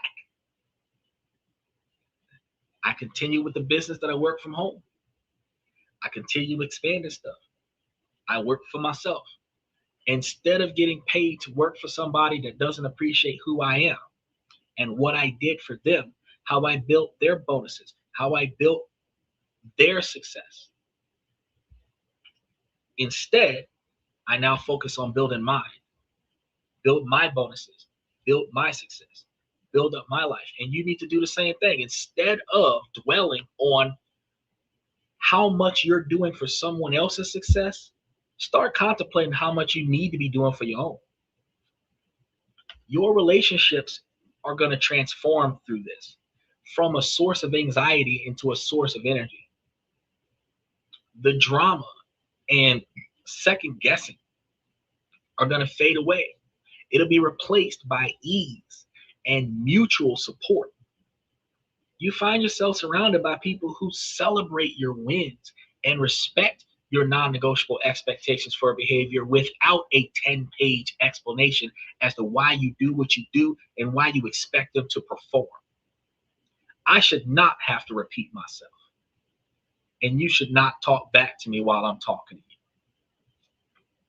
Some people are going to say, oh, he full of shit.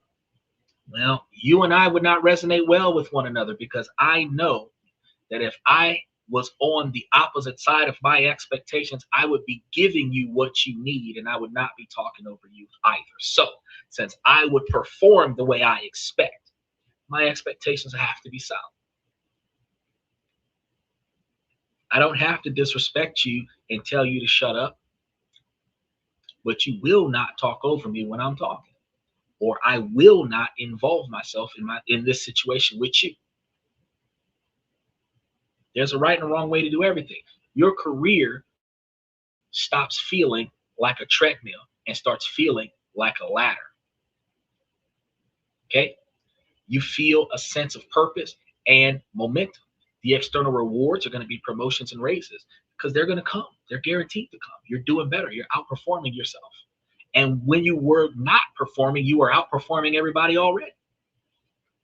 But they're going to become secondary to the internal satisfaction of knowing that you're living up to your own potential, because potential is the ability to do something that your ass ain't doing.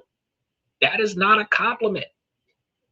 When you think I've got a lot of potential, you were telling yourself there's so much shit I'm supposed to be doing, I just don't feel like it. But why?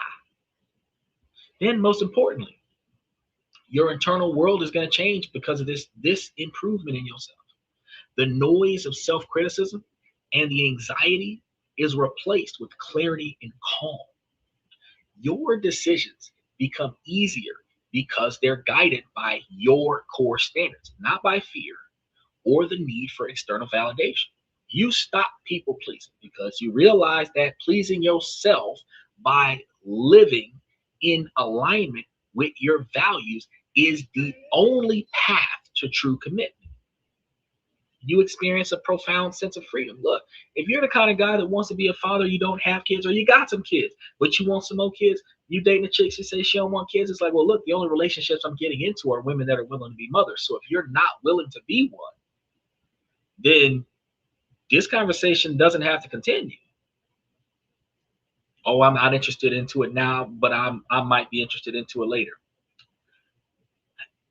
That's not. I'm going to tell you right now, ladies, that's not a good position to be in. With the mass quantity of women that promote abortion right now because they don't want the responsibility, not because the abortion is an actual health risk for them. They're not getting the abortion because they don't want to die. They're getting the abortion because they don't have enough money to pay for them. They don't want the responsibility for them. You have to tell them specifically that you don't want children. Get you a hysterectomy, put your eggs on ice, and then get you a surrogate because you don't want to give birth to the child. But if you don't want to be a mother, don't date a man that wants to be a father and then force him to give up on a dream. Talking about someone, I don't know about it now, maybe later. And later never comes. If you're not interested in on the first 3 days, don't date him.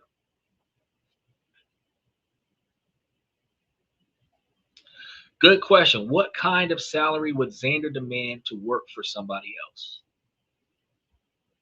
Well, right now I'm covering about $100 an hour, which is pretty steep. But also, I'm not really doing 40 hours a week, though. So, you know, I guess if I spread it across 40 hours a week, probably be covering like $50 an hour for a 40-hour week. So, but I think it would be a lot because you have to understand my work ethic is that I do the job of 5 people on my worst day. So if you take the average salary of a $20 to $25 an hour person and you multiply it by the 5 employees you don't have to hire while I'm on the clock, my value would likely be about $125 an hour.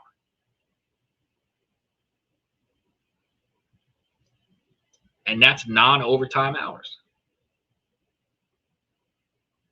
An employer that's not willing to pay that quantity of money is not looking to have my work ethic on their shift. Now, if I don't value myself, I might take $30 an hour because that's the best they can offer. But if I'm the Johnny Appleseed of getting the work done, if I'm the man of steel of getting the work done, I'm outpacing your machines and getting the work done. At the end of the day, my value is $125 an hour. So how would I offset that particular type of salary? Well, instead of getting paid by the hour, get paid by the job. If I can do the work of 5 people in an hour, that means that I can get the job done in 20 minutes. 5 clients an hour, $25 a client, get the job done. And now I'm getting $125 an hour. I'm still going to get what I want. I'm still going to get what I deserve. But instead of me getting it from somebody, instead of me getting something from somebody that does not value me or have the capabilities of providing me what I'm worth, instead I'll go and do it for myself. Because especially here in America, you can start up a business with less than $300 to get you a tax identification number for the business. And then freelance. Most soft skills that we develop in manual labor jobs are soft skills that are needed everywhere. And we could subcontract ourselves to a whole niche of people that need the service that we provide. Take, for example, I download a lot of stuff to this laptop. I keep 10% of the laptop from being bogged down. So I operate at about 65 to 85% data space. I try to keep enough space available for the RAM so that the RAM isn't overwhelmed. But it's not organized because I download stuff every day. Remember, I told you guys a couple weeks ago, a digital organizer is a job. Likely with the 5 years of data on, well, no, not 5 years. There's 3 years of data on this computer that is just scattered everywhere. For somebody to organize what's not duplicates, delete duplicates, label everything, and then put it into appropriate folders and put appropriate themed folders into other themed folders to organize this computer probably would take somebody 20 to 40 hours. And if they were charging $50 an hour or $25 an hour to get it done, they would make a few $1,000s just to organize this laptop. That's a job. You need 10 or 15 clients a month with that kind of expectation. Not even really. If you've got a 40-hour a week off of one computer, all you really need is 3 more clients like that, and you've got your annual salary. Just organizing people's computers because they don't have the time to do it themselves. Content creators, there's so many of them all over the place. One thing that content creators need most is not an SEO specialist. It's a second person to post their shit everywhere else to drive more organic traffic to their platform. At about $25 an hour, somebody could put 10 or 15 posts a day up on all of the major social media brands, Quora, Reddit, Pinterest, Twitch, Twitter, TikTok, and start bringing in more traffic for that content creator. Organic traffic, which is almost the same price as paying YouTube $200 for 7,000 viewers to watch your channel and hopefully get like 700 people to like it. The difference is the organic traffic will be repetitive, right? So the fact is, there's always something you can do to start getting paid freelance work where you don't have to work for somebody else to make your money, make them successful, to make you successful. I know I build a legacy where my success is the success of the people around me. And that's the foundation of this podcast, is that everybody that comes to this podcast and pays attention to the information that I give them and applies it to their daily lives will make themselves successful. And as they get successful, they would likely be able to say, hey, I went to that this and that podcast and Xander told me X, Y, and Z, and look at me now. I have a bunch of people coming to the podcast and shit, I want that to happen to me too. But my true success is going to be what I do for myself. My legacy can be what I do for other people, but my true success is going to be what I do for myself. The ability to retire out of the game, because I can run this podcast for 25 more years, build up 500 million followers. But when I decide to stop doing it, will my standard of living still be secured? Will reruns of the show be enough? That's the question that needs to be asked. And truth is, not a lot of people prepare for the stop. The only thing we're looking for is more ways to keep going. I'm trying to retire out of life while I still got life to enjoy. So going from working for somebody else to working for myself was the best thing that I could have ever done for myself. But then building a 20-year plan that allows me to retire is the next best thing I can do for myself. Talking to the people that I was talking to earlier today when they did not even know that there was an opportunity to build a portfolio with 15 to 20% interest where you could bloom in investment opportunities. There's a whole nother market of people where I could have done so many different things in business and finance. but it would have been with other people's money. I would have been getting paid by the hour to make other people billionaires. Why not just put the effort into myself to make myself a millionaire? Go from not having to having. After getting your sense of freedom, you'll find yourself getting your energy back. You'll find yourself getting all your time back. You'll find yourself having more capacity for joy, creativity, and the things that truly matter to you. So imagine yourself a year from now, 2 years from now, 10 years from now. You wake up with a calm purpose. The people you speak to will uplift you, not drag you down. The work you do will fulfill you. You are no longer just a character reacting to the plot. You are the writer of your story. We started by talking about the reoccurring loop of draining relationships and a career that felt like it was just fine, just high. And we've seen this loop isn't a life sentence. It is a symptom of a miscalibrated filter, the results of unconsciously accepting a standard of good enough. It's fine. It ain't that bad. You got to get out of that. And the key is to break the loop. It is the conscious decision to redefine your bare minimum standard. It's the beginning that's going to start with honest audits of what you will and will not tolerate. Become a real architect with your core standards, gaining power through the actions of setting and holding those non-negotiable expectations for behavior. And this isn't about becoming a different person. This isn't about switching out.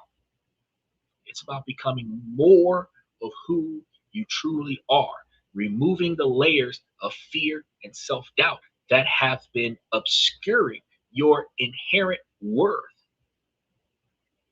This change happens in the next choice that you make. The next time you're about to say yes when you meant no. The next time you're about to send a piece of work you know is subpar. The next time you're about to let a disrespectful comment slide because that's one of your homies. In that moment, you have a choice. You can vote for your old reality, allowing them to devalue you and put the ha-ha to it, or you can cast a vote for the new you. I'm choosing the new vote. I want to see what the next 5 years has got in store for me. And if this resonates with you and you're ready to stop settling, if you haven't done so already, subscribe, like the show, hit that notification bell. Your transformation is the beginning. And now it is time for you to go and mow through the rest of the channel that I have and look out for a lot of the other videos that we've got coming up for you. Matter of fact, one of the ones we're going to be having coming soon is going to be the art of setting these non-negotiable expectations for behavior without applying any guilt. And this will help you get practical tools for the first crucial steps where your future self will thank you for the outcome of your efforts. Now, I want to start off by saying special shout out to FX Trader, Steven, Michael, Nico. I appreciate y'all for diving in. Special shout out for Odin for jumping in for the first time. I really appreciate the Battle Zone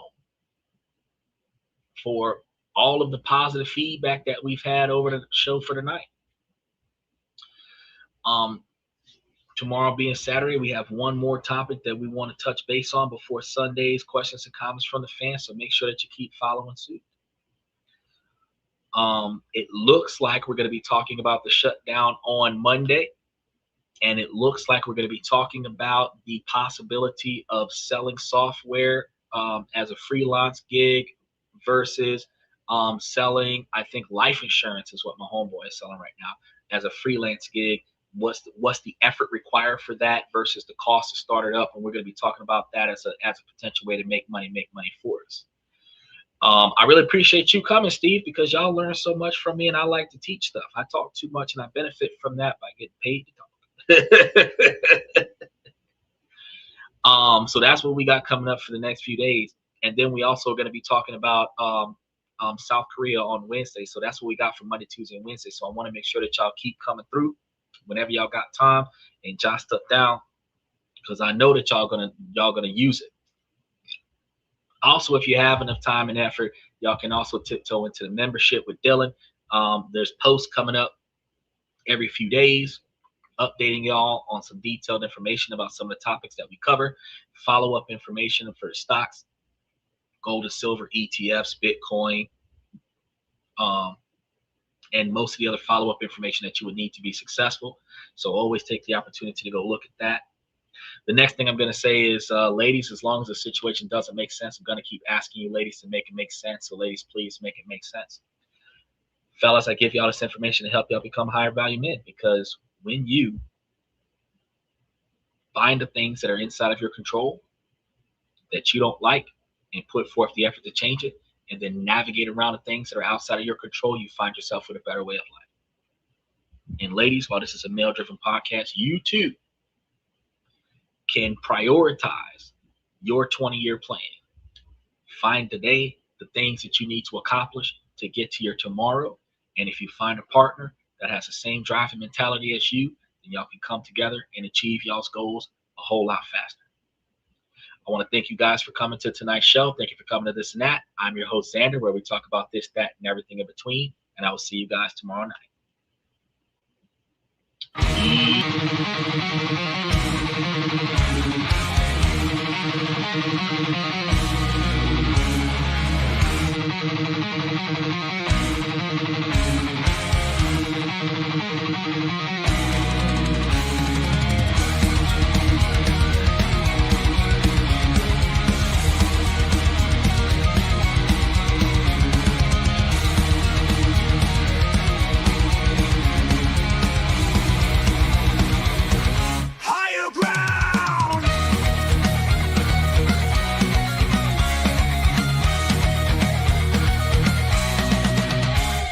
Chase validation, now I validate myself.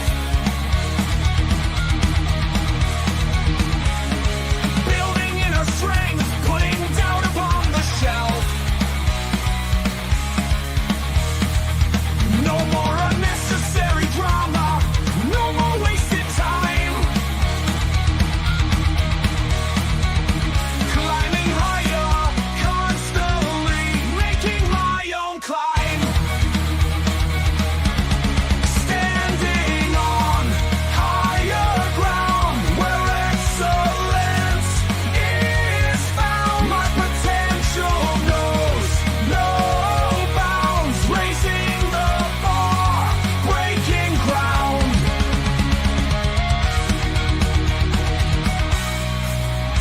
My network is my net worth. Choose your company wise. Surround yourself with eagles, not with sheep in disguise. Every interaction is a reflection of my brand. Quality over quantity, that's my personal command.